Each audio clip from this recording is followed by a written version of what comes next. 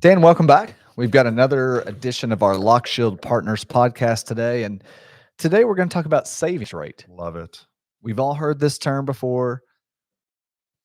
Dan, This is it. I'll let you kick it off. This is what it's all about. Yes. Finances, we can get real complicated and technical and get into tax efficiencies and allocations, but it all comes down to I've got to save money. Somewhere I have to have money. And for most people who don't inherit it or win the lottery or whatever, they get it through working and simple budgeting and saving money. We just got to spend less than we earn. It's It's pretty easy. decrease easy to say, it's expenses or hard to increase. do. That's exactly right. But it's, you have to do this. You have to do it over decades. Sorry to say, for most people, but this is how That's what it comes down to. this is what it comes down to. That's exactly right. So, Dan, give us the technical definition. Sure. What's So savings rate. Yeah. So very easily, from a percentage point of view, out of every dollar that I make, how much do I save? Pretty basic. Pretty basic. So what I would say, 15% would be head of the class.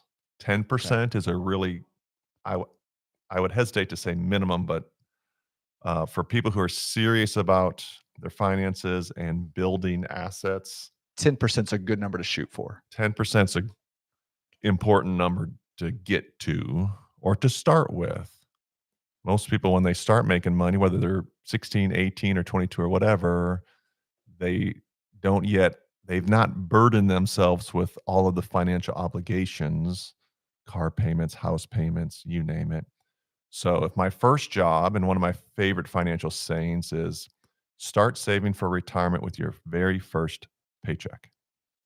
If I work at the car wash, if I work at the movie theaters, if I work at Freddy's, if I make $200 this pay period, 10%, a dime out of every dollar, the other 90 cents, you do whatever you want to with it. But out of that $200, 10% is $20. Get in the habit of saving. Do it early.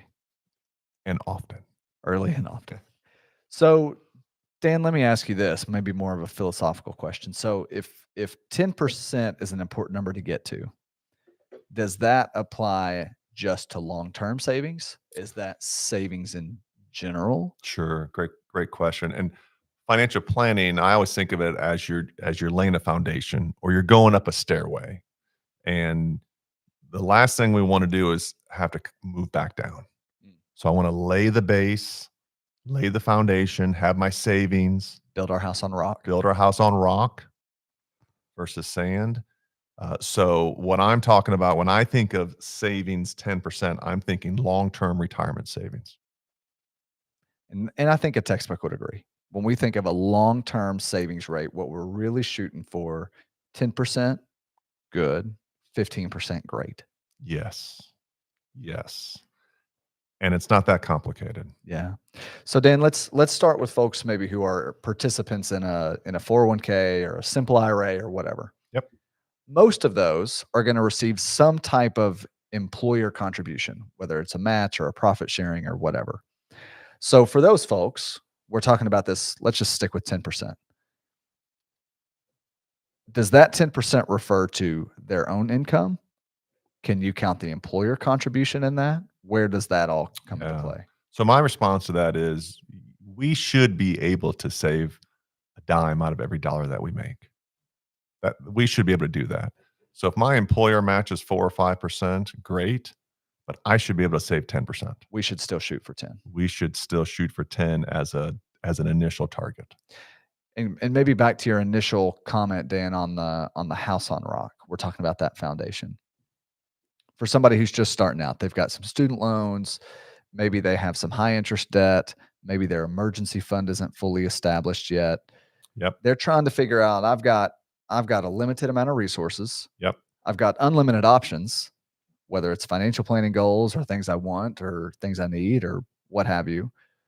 What about that person? Should they be directing 10% or should they say, you know what, I'm going to start with 5. Yeah. I'll let my employer do the other 5. And then eventually I'll work on increasing that. Yeah, you're exactly right. So we always want to take the match. You always want to take the free money. But if I have those other obligations, consumer debt, high interest loans, inadequate savings, whatever it may be. then yes. So let's start with I'm going to put in enough to get the match, and then I'm going to take care of these other things.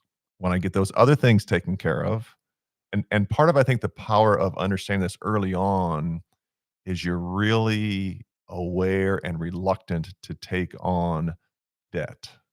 Not that all debt is bad, but when you understand compounding interest and the importance of time and starting early, then the thought is it's more of opportunity cost.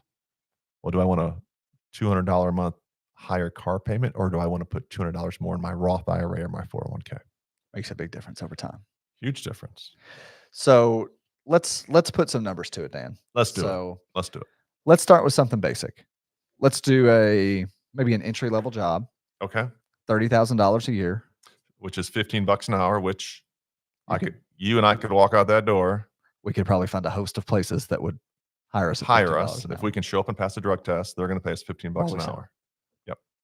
So let's just assume we've got somebody who's graduated high school, 20 years old, and they're going to make that $30,000 salary for the rest of their career. We'll keep the number simple. Yeah. So essentially what we're saying is $3,000 a year. $3,000 a year. Yeah, 10%. What are we looking at after a lifetime? Yeah, so let's just call it 45 years. So from age 20 to age 65, earning entry level wage and earning 10%, which is reasonable long term on the market. That's $2.5 million. $2.5 million. $3,000 a year. $250 a month. That's a pretty strong starting spot. That's the difference between a brand new car and a car with 50,000 miles on it, or eating out once a week instead of 3 times a week, or what depends on where you eat. But the important thing there is, with the compounding interest is the time. As far as net contributions to that, basically you've put in $3,000 for 45 years. You've put in 150,000. Well, I've got 138,000. I think we have an extra year in there, but either way, that's a lot of compound interest. You have $2.2 million in earnings that you did absolutely nothing for.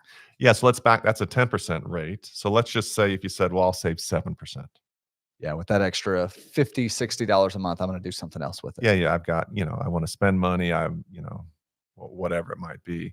So if we do the exact same thing, 1.78 million, call it 1.8 million. Still a decent starting spot, but that's a difference of $700,000, and you've put in about $35,000 less. It's huge. No thanks. Give me the 10, and then I think normal people will start going, well, what if I do 11%? What if I do 15, and off you go. Right. So the one thing that's important there is how much we're putting in. The other thing that I would say is, when do you start? As you mentioned already, ideally, we can start the very first paycheck we receive. And that's why they say that. That doesn't always happen because, number one, people don't know about it. Well, how do I open a Roth IRA? Or, I work at Cheetah Clean. They don't have a 401k. Actually, I think they do have a 401k, but, wherever I work, or I mow lawns or whatever. Right. So the one thing is, I don't know where to start. I don't know the knowledge. Okay, when I have that, how do I apply it? Well, let's look at a number there, Dan. So let's go back to our first example.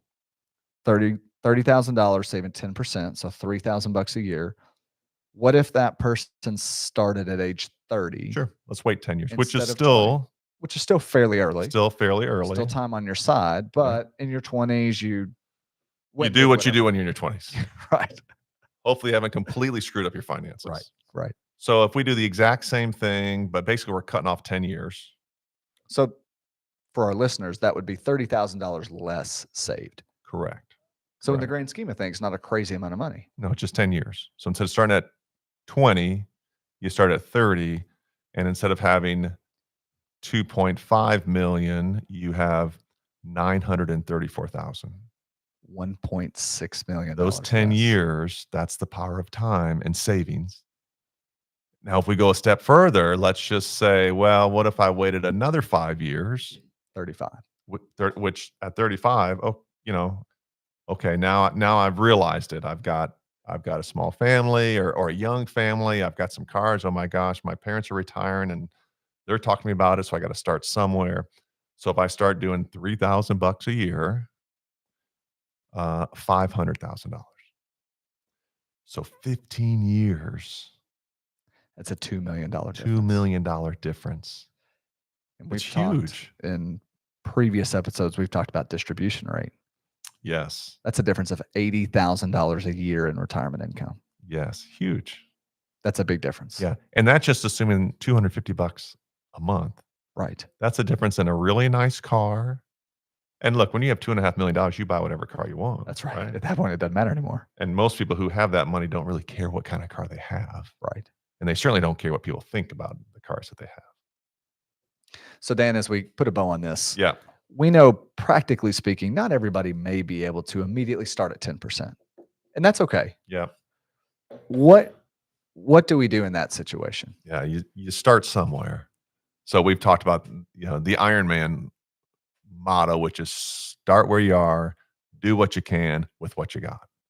Get yourself to point number one, get the knowledge, and then get to a point where, gosh, if it's $50 a month, and then our favorite, I think you'll agree with me on this. Our favorite financial hack, auto increase.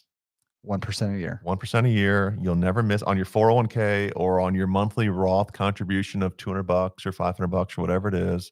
On my birthday, when I get a raise, on whatever day is important to me, January 1st, I'm just going to automatically increase it by 1% or $100 or $50. In essence, Dan, we're talking about probably dollars per paycheck. Right? You never know it's gone. You usually miss it. Yeah, I mean, you usually don't miss it. That's exactly right. And after 10 years, you're at your 10% or your 15%, and off you go. That's correct. Yeah. And for most people who might get a raise every year, which is common, it's not for everybody. But hey, if I get a 5% raise this year, maybe I jack it up my 401k by 2% or my Roth And they're savings. probably still netting more than they were. And they're used to. still netting more, right? And then as you get closer and closer to retirement, if you keep going with that and you're saving 15 or 20 or 25, or we have people who save 30, 35% a year, all of a sudden the income they need to replace in retirement is a lot less than what they're used to living on. And that makes a big difference too. Huge difference. Huge difference. Well, on your personal situation, if you have any questions, if you want to know what your potential future value is based on your savings rate, make sure to check us out at lockshieldpartners.com.